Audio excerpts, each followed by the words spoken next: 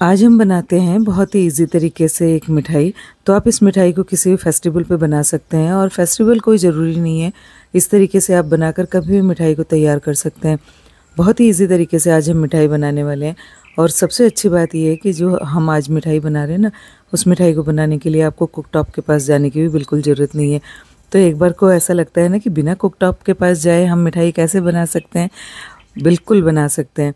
आज जो मिठाई बनाने वाले हैं उसके लिए हमें कुकटॉप के पास जाने की बिल्कुल ज़रूरत नहीं है। बहुत टेस्टी मिठाई आज हम बनाकर तैयार करने वाले हैं।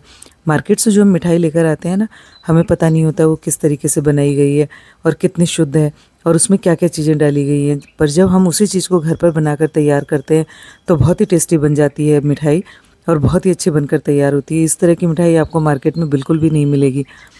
तो आज की मिठाई बनाने के लिए हम ले लेते हैं चीज़ें। तो इसके लिए मैंने लिया है आधा कप पिसी हुई चीनी, फिर लेते हैं आधा कप काजू। तो आप कोई भी एक मेजरमेंट के लिए कटोरी या ग्लास जो भी आप सेट करना चाहते हैं सेट कर लें। तो यहाँ पर मेजरिंग जो कप होता है उससे मैंने आधा कप काजू ले लिया और आधा ही कप ले लिए पिसी हुई चीनी। उसके बाद 3 से 4 इलायची आप ले लें और उसे भी ऐड कर दें। बस आपको करना ये है कि जब भी आप इसे पीसें तो पल्स मोड पर ही पीस कर तैयार करना है। आधा कप डालते हैं इसमें कोकोनट पाउडर और आधा ही कप डालते हैं मिल्क पाउडर। जब आप काजू और चीनी को पीसेंगे ना तो अब इसे पल्स मोड पर पीसें, मीन्स एक बार स्टार्ट किया फिर छोड़ दिया, फिर स्टार्ट किया फिर छोड़ दिया, इस तरीके से पीसना है। उसके बाद इसी तरीके से आपको बाद में जो डेसिकेटेड कोकोनट है और जो मिल्क पाउडर आपने डाला है उसे भी इसी तरीके से पीस लेना है। तो बिल्कुल अच्छे से पीस कर हमने तैयार कर लिया है। अब यहाँ लिए मैंने 15 से 16 काजू और 15 से 16 ले लिए हैं मैंने बादाम। और जो यहाँ खजूर लिया है ना उसके बीज निकाल लिए हैं, वो भी 15 से 16 ही ले लिए हैं। और उसके बाद इसे अच्छे से पीस कर तैयार कर लिया है। पीसना हमें इस तरीके से है ताकि इसमें अच्छे से बाइंडिंग आ जाए। अब पीसने के बाद अब हम इसको एक सिलेंड्रिकल शेप देंगे। तो इस तरीके से हमें एक बार इसे बराबर कर लेना है। कोई ज़रूरी नहीं आप इस तरीके से करें, पर हमें बेल कर इसे तैयार करना है, इसलिए हमने इस तरीके से इसकी शेप दे ली ताकि जो चौकोर आकार में हम इसे बेल कर तैयार करेंगे ना वो ईज़िली हम बेल पाएंगे इसे। अब जो हमने पहले काजू और डेसिकेटेड कोकोनट, मिल्क पाउडर और चीनी को पीस कर रखा हुआ था ना उसको ले लेते हैं। फिर डालते हैं इसमें थोड़ा सा दूध। तो आप दूध एक बार ही ना डालें, तो इसमें मुश्किल से 1 या 2 चम्मच दूध का ही हमने इस्तेमाल किया है। इस तरीके से हमें 1-2 चम्मच दूध डालकर और इसका एक अच्छा सा डो बनाकर तैयार कर लेना है। तो आप धीरे धीरे दूध को इसमें डालें, मीन्स आपने 1 चम्मच दूध डाला और उसके बाद इसको अच्छे से आप डो फॉर्म में लाने की कोशिश करें। अगर नहीं होता तो आप 1 चम्मच दूध का और इस्तेमाल कर सकते हैं। तो इस तरीके से डो फॉर्म में लाने के बाद ले लेते हैं एक प्लास्टिक की शीट और उसके बाद इसे रख देते हैं और ऊपर भी एक प्लास्टिक की शीट लगा देते हैं। उसके बाद इसे बेल कर तैयार करते हैं।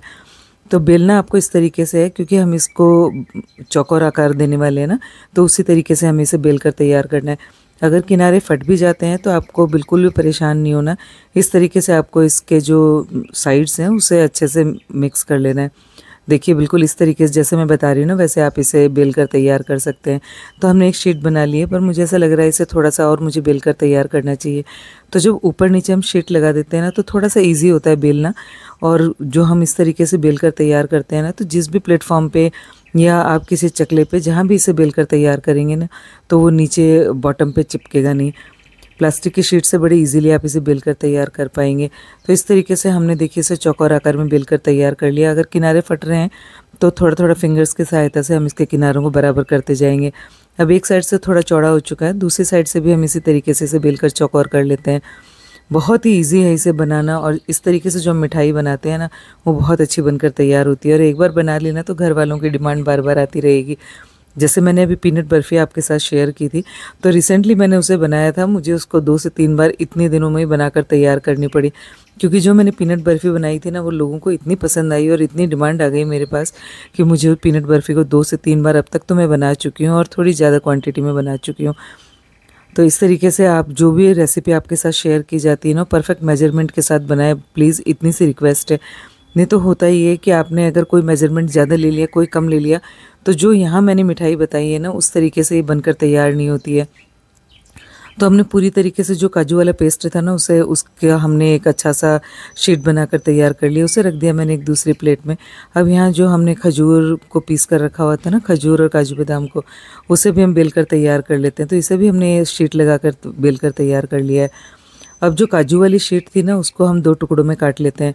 तो इस तरीके से आप शीट के साथ ना इजीली इसे रिमूव कर सकते हैं। बिल्कुल धीरे-धीरे करते हुए आपको ये प्लास्टिक की शीट को इसके ऊपर से रिमूव करना है। तो देखने में ये लग रहा होगा ना कि कैसे बनेगी, नहीं, बिल्कुल बहुत परफेक्ट आज हम मिठाई बनाकर तैयार करने वाले हैं। अगर किनारे थोड़े से बड़े हो जाते हैं तो आप इसे हटा सकते हैं, या थोड़ा फिंगर्स की सहायता से आप इसके किनारों को बड़ा-छोटा कर सकते हैं। तो थोड़े से यहाँ पर जो हमने खजूर लिए हुए थे ना, वो थोड़े ज़्यादा थे, तो मैंने यहाँ थोड़ी सी शीट में से उस खजूर को निकाल कर अलग कर दिया है। तो अब देखिए देखने में ही अच्छी लग रही है।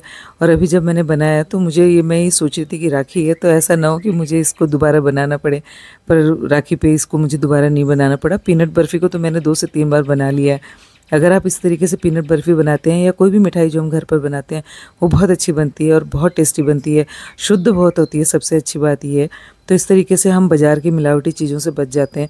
मैंने आपके साथ इसी तरीके से घर पर गरम मसाला कैसे बनाते हैं वो भी आपके साथ शेयर किया हुआ था।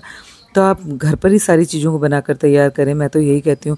ऊपर की शीट बनाने के बाद देखिए अंदर से इसमें खजूर वाला पेस्ट दिख रहा है ना, तो ये देखने में लग रहा है बहुत टेस्टी सी बर्फ़ी बनकर तैयार हुई है। और जो हम बाज़ार से लेके आते हैं ना, उसमें इतना सामान भी वो लोग नहीं डालते, तो हमें बिल्कुल इस तरीके की बर्फ़ी तो बाज़ार में मिल ही नहीं सकती। और जब हम अपने अपने घर वालों की इतनी केयर करते हैं, तो कोशिश ये करनी चाहिए ना कि बाज़ार से हम मिलावटी सामान लेकर ना आएँ, घर पर ही सारी चीज़ों को प्रिपेयर करें। हाँ, थोड़ा-सा समय लगता है, लेकिन चीज़ें बहुत अच्छी बनकर तैयार हो जाती हैं। और आप इसे 1-2 पीस ही नहीं, जितना ज़्यादा खाना चाहते हैं उतना भी खा सकते हैं, क्योंकि इसमें मिलावट बिल्कुल भी नहीं है और ये हमारी सेहत के लिए बहुत अच्छे होते हैं। खजूर वैसे भी हमारी सेहत के लिए बहुत अच्छा है, काजू बादाम हमने इस्तेमाल किया है, वो भी हम ड्राई फ्रूट अपनी सेहत के लिए ज़रूर खाते हैं। तो देखिए हमने पूरी तरीके से बर्फ़ी को कट कर लिया है। अब इसे थोड़ी-सी गार्निशिंग कर देते हैं, क्योंकि अभी तो ये बिल्कुल व्हाइट-व्हाइट सी लग रही है ना, तो देखने में बिल्कुल अट्रैक्टिव अभी नहीं लगेगी आपको। वो तभी अट्रैक्टिव लगेगी जब आप इसमें अंदर खजूर वाला पार्ट देखेंगे। तो मैंने पिस्ता की कतरन ले ली और उससे इसको गार्निश कर दिया है। ऊपर से थोड़े-थोड़े धागे लगा दिए हैं केसर के, और बहुत ही टेस्टी आज हमने बिना गैस जलाए मिठाई बनाकर तैयार कर ली है। तो किसी भी फेस्टिवल पे आप बना सकते हैं, या आपको मीठा खाने की ज़रूरत है, कुछ लोगों को खाने के बाद मीठा खाने की आदत होती है, तो आप इस तरीके से बहुत ही हेल्दी वर्जन के साथ घर वालों को मीठा बनाकर खिला सकते हैं। तो पूरी तरीके से आज हमने बर्फ़ी बनाकर तैयार कर ली है। आप इस बर्फ़ी को क्या नाम देना चाहते हैं, ये मुझसे कह सकते हैं। तो आप इस मिठाई को बनाएँ एंड एन्जॉय।